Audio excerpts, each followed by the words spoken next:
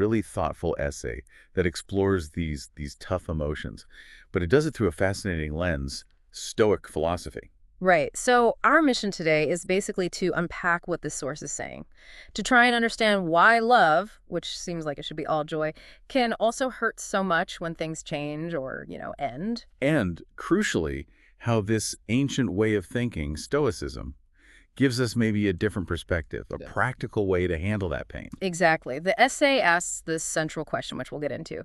What's the real source of the suffering when love ends? Is it just the ending itself? Or is there something, well, deeper happening underneath? And the source kicks off with a pretty potent idea. It suggests the worst part, the deepest pain, isn't always just that it's over. It's that awful feeling of losing control when you feel someone drifting away, that powerlessness. Yeah, it captures that internal conflict really well. Hmm. Use this quote, the heart still recognizes her knock, but the mind has already understood now she will not return.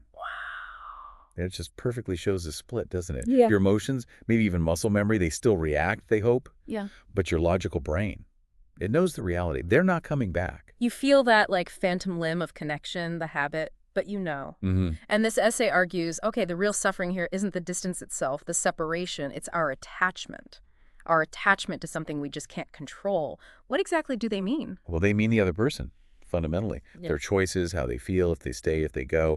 We pour so much of our well-being, our emotional state, into things outside us, into another person's unpredictable actions. Ah, okay. And that's where the source says the pain really digs in. Which leads directly to this core Stoic idea the essay brings up, that all suffering basically comes down to the gap between what we expect and what actually happens. Precisely. And think how that applies to love, right? We go into it, we give effort, kindness, we make ourselves vulnerable, often with this unspoken hope, this expectation. That it'll be seen, appreciated, returned somehow. Yeah, maybe not perfectly, maybe not instantly, but, in kind, over time. And the essay's point is reality check. That kind of perfect, balanced exchange. It's super rare in real relationships. They're messy. So every time those expectations fall short, like every effort you thought went unnoticed, every time you waited and got let down, every time you just wanted to be understood and weren't. That's up. Yeah, the source says it builds. It uses this striking phrase, calls it a chronic illness. Oof. It's not one big shock, usually. It's these small, cumulative hurts that grow until that feeling of unease or even real pain just feels constant. And when we've basically put our peace of mind, our emotional stability, or our fate, as the source puts it, into this uncertain future tied to someone else, even a partner, it creates this constant low-level anxiety. The restlessness, yeah. And that feeling just gets louder when love starts to fade. So, okay, does the Stoic angle mean we should just give up on trusting people, build walls? No, not at all. The source is clear on that. The Stoic idea here isn't about becoming distrustful. It's about learning to, and this is key, put our trust where it belongs. Okay, and where does the essay suggest that is? Well, the implication is away from the unpredictable outside world, away from other people's choices, and firmly inside ourselves, within what we can control. Right, so the big shift the source is pushing for is to focus hard on what we do control, which is our own choices, our actions, how we decide to be. Exactly. Regardless of how anyone else is acting, it's this really powerful idea that you have agency over the kind of partner, the kind of person you are in that relationship. And you make those choices, not because you're trying to earn their approval or because they deserve it in that moment. No. The source says you do it because that's the person you want to become. That line really hits differently, doesn't it? It shifts everything. It does. It's about your own intention, not just reacting. The essay gives examples, right? Like choosing patience, really trying to listen, admitting your mistakes. Learning to actually care, to apologize, working on yourself. And the reason behind it all, the essay argues, is incredibly self-affirming. Not because they're worth it, but because I am. Wow. That self-respect, that inner standard that's framed as a core Stoic practice for relationships. And what happens then? What's the result of that shift? Well, the source suggests it brings this huge sense of freedom when your main focus isn't constantly checking, are they giving back what I expect, but instead asking, how do I choose to act right now based on my values? You're not constantly being pulled around by disappointment. Exactly. Your emotional balance is anchored in your own conduct, not theirs. It's much more stable ground. Okay, that makes sense. But what about the really hard stuff? Like when the other person is treating you badly or the breakup is just plain awful.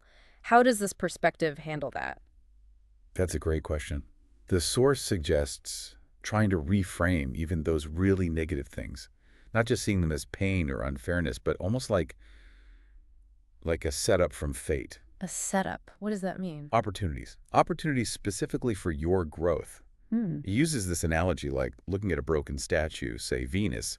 You see the flaws, the damage, which is maybe like seeing the other person's flaws or hurtful actions. Right. And yeah, there might be a sort of sad, imperfect beauty in acknowledging that reality, but the real value for you is what it shows you about where you still have room to grow. How so? Maybe it's a chance to practice more patience, Hmm. maybe deeper forgiveness. Not necessarily for them, but for your own peace, your own development. And it's crucial the source emphasizes this isn't about being a doormat. It's not self-sacrifice. Definitely not. It's about seeing, okay, this difficult situation, it highlights an area where my growth can happen. Which ties back to that bigger Stoic idea, right? That virtue, like courage or discipline, doesn't grow when things are easy. Exactly. Courage needs something scary. Discipline needs temptation. Your character really shows up in how you handle an imperfect reality. So if you can genuinely see tough times in love this way as chances to become, I don't know, more resilient, more aligned with who you want to be. Then, the essay suggests, you can actually feel a kind of gratitude towards fate, even if the relationship didn't work out like you hoped, Hmm. because you gained something internal. The value is inside you no matter the outcome. Okay.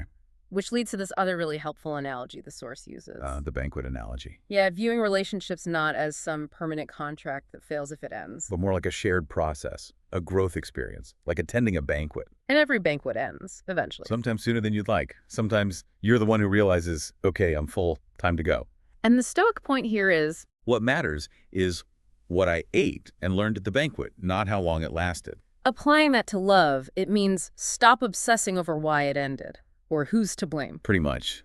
Focus on what you take away, how you grew together, what you learned, maybe treasure the good moments you did share. Instead of just rushing to find the next relationship. Right. The source encourages appreciating the unique lessons from every banquet you attend. Every connection has value. Because ultimately, what you controlled at that banquet wasn't when it ended. No, what you controlled was how I show up, how you behaved, how you participated while you were there. Which brings it all together. The source wraps up with this final thought, quoting the Stoic philosopher Epictetus. Yeah. If the banquet is over, leave gracefully. You've enjoyed what was meant for you. That is enough. It's such a concise summary, it echoes that core message. We just can't control who stays or goes in our lives. And this is the critical point, the essay hammers home. We absolutely can decide how we participate, how we show up with, integrity, with virtue, while love is there. So the final challenge, the takeaway, is to try and be really clear-eyed about this stuff, to practice these ideas in our connections. And to know, even if it ends, I lived it well. I showed up as the person I wanted to be. So wrapping up this deep dive, the essay really highlights this major Stoic shift, doesn't it? Moving away from agonizing over lost control or unmet hopes. And shifting focus hard onto our own choices, our character, our actions. Finding the growth even in the hard parts. Yeah, reframing difficult experiences not just as pain, but as, well, opportunities, training grounds for virtue. And seeing relationships as these valuable temporary banquets full of lessons and memories, rather than these contracts that are doomed if they don't last forever. And going back to that first question, where does the pain really come from? The Stoic answer from this essay points right at that gap, the expectation-reality gap. And maybe putting our trust in the wrong place in the unpredictable actions of others, instead of grounding our peace within ourselves. It feels so counterintuitive sometimes, especially when you're hurting. Totally. But the goal, ultimately, is liberation. Finding a more stable way to navigate love and loss. So here's something to think about, maybe.